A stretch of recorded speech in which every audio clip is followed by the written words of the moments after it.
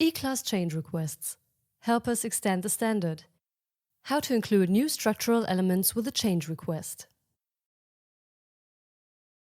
So you want to describe a product using E-class, but the standard doesn't have all of the structural elements you need? No problem. As an open standard, E-class lets every user submit change requests. Each request is reviewed and approved by our technical experts. Thanks to user input, E-class is always up to date. But where and how do you submit a change request? There are clear rules guiding content development for the E-class standard, which is conducted entirely online through our content development platform, or CDP for short.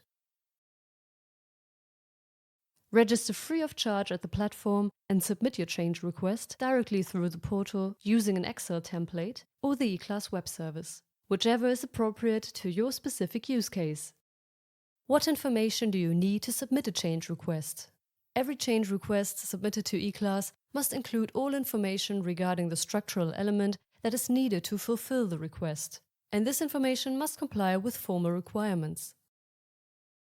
For example, the property definition must be able to replace the name accordingly and not exceed 1023 alphanumeric characters. In our technical documentation, you'll find additional information regarding things you should consider when making a change request. Once your change request has been approved by the technical experts, the new content will be incorporated into the E-class standard and published with the next release.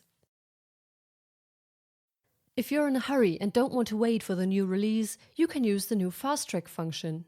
Simply submit the change request as you normally would, and the newly created Fast Track structural element is then available for retrieval via the E-class web service right away.